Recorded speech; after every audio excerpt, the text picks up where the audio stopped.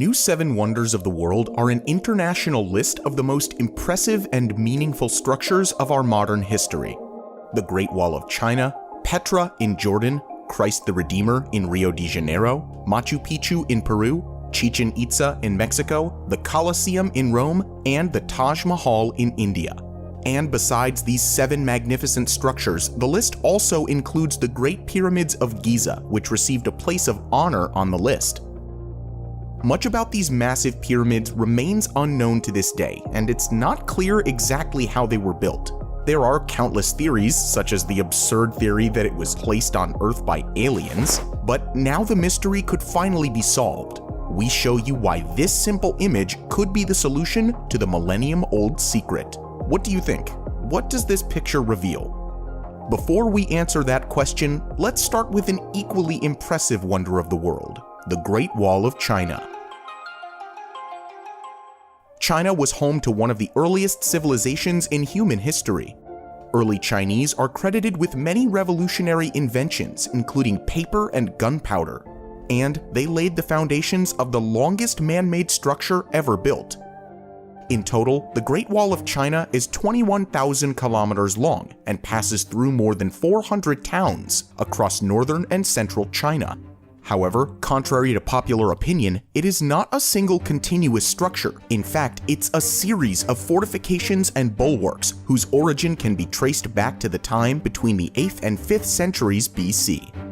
At the time, China was divided into several smaller states that were always at war with each other to expand their territory. With frequent external threats, rulers of these smaller states started to build high walls to keep out the intruders. By the 3rd century BC, the warring states unified under the Qin dynasty, and their emperor set about extending the wall, while also connecting some of the existing sections. However, the most famous parts of the wall were built much later, during the Ming dynasty, which came to power in the 14th century. About 1700 years later, almost 1/3 of the wall and some of its strongest sections were built during that era to protect against the Mongol tribes. The materials used in the Great Wall's construction differ greatly depending on the kind of terrain the wall passed through and the materials available in the surrounding areas. In many places, rammed soil and wood were used, while the strongest sections of the wall were built using marble, bricks, and a secret ingredient that has preserved it for so many centuries. The secret ingredient is a rather unusual mortar that contains sticky rice. Introduced during the Ming era, it proved to be as strong and waterproof as cement and sealed the bricks so tightly that weeds were unable to grow between them. Much of the Ming era sections are still standing strong to this day, even surviving drastic weather events and earthquakes. But building the longest man-made structure was no easy task. Often, huge stones and massive bricks had to be transported to mountaintops and through difficult terrain. Without powerful machinery, laborers could only use their bare hands, and often traveled several kilometers, resulting in deaths from hunger and exhaustion. That's why many laborers lost their lives during the construction of the wall. Today, only rough estimates can be made, and some articles put the number at around 400,000 deaths. The Great Wall of China is a testament to the skill and hard work of the millions of laborers, and many parts of the wall stood the test of time and continue to attract over 10 million visitors every year. However, this might also become a problem in the future. While innovative mortar solutions and stone blocks have helped preserve the wall, not all of its sections are as well maintained.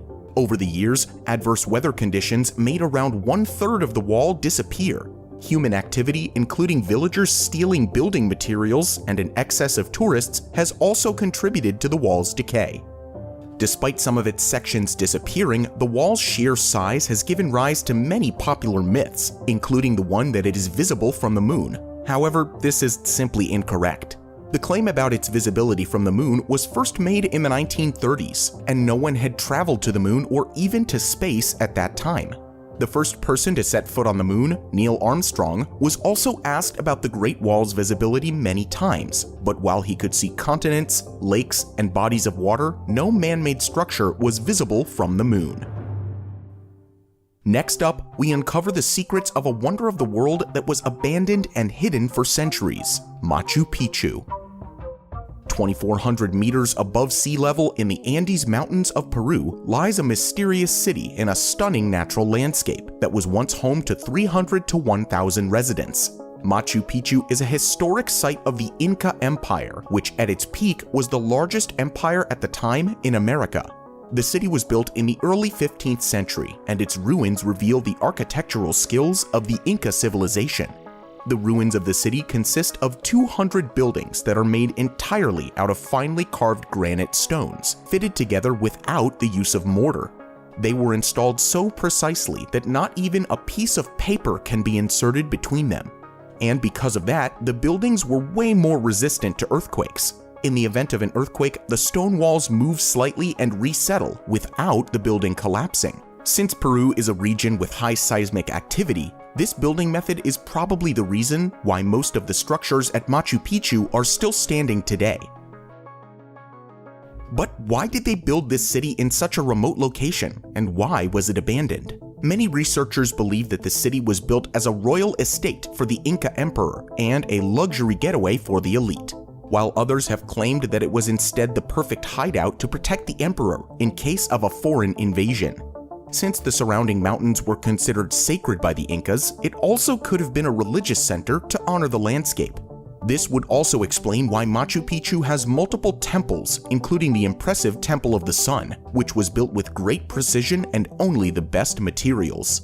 The true reason for building Machu Picchu remains unclear. What is known, however, is that the city did not remain inhabited for very long. By 1528, less than 100 years after Machu Picchu was built, the Spanish conquest of the Inca Empire began. Fearing looting and destruction, the residents of Machu Picchu abandoned the city. In order to protect it, they burned down the surrounding forests so that no more paths could be found leading up the mountain, and their plan worked out. The Spanish invaders never found the city. After the Spanish victory of 1572, many of the other bigger Inca cities were destroyed. This included Vilcabamba, which was the last Inca city to fall to the Spanish. But since there was no written record of Machu Picchu and no visible way to access it, it remained unseen. More than 3 centuries later, American explorer and historian Hiram Bingham led a small expedition to Cusco in hope of discovering the lost city of Vilcabamba.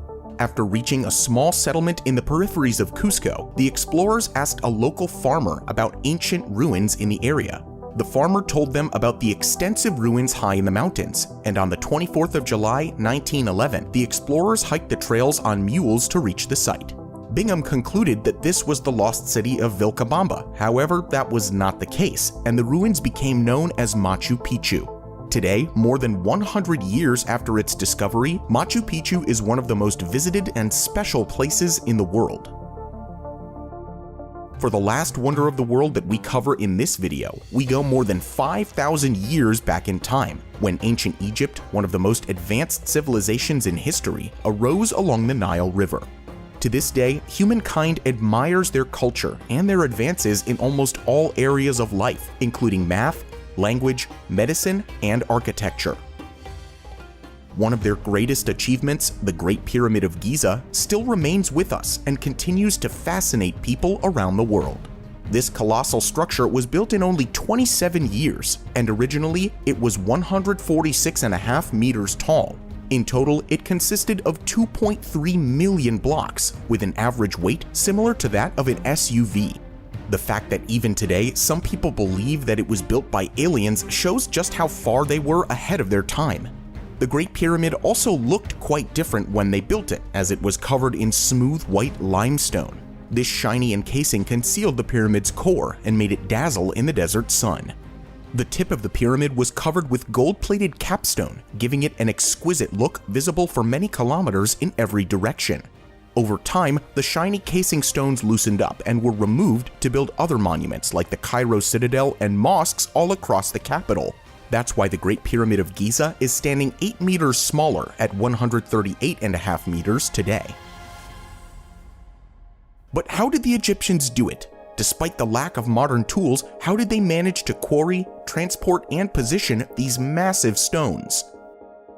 Most of the blocks were quarried near the pyramid in what is known as the central field. It is believed that they used wooden sleds to move the blocks through the sand. But when they were dragged through the hot sand, they dug into the ground, which made it very difficult to move. Their simple secret to overcoming this problem was wetting the sand first. This reduced friction and made the sand harder, making it much easier to move the heavy blocks to the construction site. However, the white limestones for the casing of the pyramid had to be transported by boat from Tura, which is around 10 kilometers to the south. And what is really impressive, the researchers found out that about 8,000 tons of granite stones came from Aswan, which is located about 900 kilometers south of the Nile. They were used for the king's chamber, and every single block reached a weight of up to 80 tons, approximately the weight of 12 African male elephants. The next challenge was to install these stones perfectly as the construction progressed to greater heights. Over the centuries, scientists have come up with many different theories. Most of the theories revolve around the use of ramps. Without cranes and other modern building tools, using ramps is thought to be the only possible method of transporting the massive stone blocks toward the top of the pyramid. The first theory is that they used a single straight ramp on one side of the pyramid that was raised throughout construction. For such a ramp, the inclination would need to be at a maximum of around 8%, otherwise it would be too difficult to drag the stones up. However, that leads to the fact that the ramp would extend to around 1.8 kilometers. Building such a ramp would have been a massive project, which might even be a bigger challenge than the pyramid itself. The second and more efficient way would be a ramp that went around the outside of the pyramid towards the top. The problem with such a ramp is that the corners wouldn't be completed until the end of the construction. This makes it very difficult to carefully measure the angles at the corners, and makes it almost impossible to ensure that the corners are straight and meet perfectly at the tip. French architect Jean-Pierre Houdin wasn't satisfied with the existing explanations, and in 2003 he presented another theory. After around 7 years of researching and creating these 3D models, he realized that an external ramp would only be practical to construct 1/3 of the pyramid starting from its base. For the remainder of the structure, they could have used internal ramps that go up towards the top in a corkscrew shape. This way, the ramp for the first third would be much smaller, and also it would be easier to align the corners. And there's even evidence that supports this idea. In the 1980s, the Great Pyramid of Giza was scanned using microgravimetry, which measures the density of objects. At the time, they were searching for hidden chambers inside, but couldn't find any. In one of their pictures, however, it looks like an internal ramp theory might be an explanation for this lower density spiraling around the pyramid. What you can see are areas in the pyramid with a lower density. This could indicate tunnels that were used to build the pyramid. Unfortunately, these have not yet been able to be examined more closely since no entrances to the tunnels have been discovered. Besides the question of how it was built, there's also an interesting fact about who built it. According to a popular myth first put forward by Greek historian Herodotus, the Great Pyramid was built by slaves. However, multiple studies have shown that this is most likely not true. Archaeologists have located the remains of villages exclusively built for the thousands of workers, who probably came from faraway settlements along the Nile River in search of work. The slave theory was further debunked in 2010 when Egypt displayed newly discovered tombs that held a dozen skeletons of pyramid builders. The skeletons were perfectly preserved and were buried along with jars that once contained beer and bread, meant for the workers in the afterlife. The Egyptians followed the same rituals for their kings and elites, which shows that the workers commanded a lot of respect. To this day, it isn't 100% proven how it was built, and perhaps we'll never truly find out. But one thing is certain, ancient Egypt had the resources and knowledge to realize this project in just 27 years, and that shows what a remarkable and advanced civilization they were. Do you want us to make a second part about the fascinating stories of the other wonders of the world? Let us know in the comments below. If you enjoyed this video, make sure to like it and subscribe to Top Luxury. Thank you for watching, and we'll see you next time.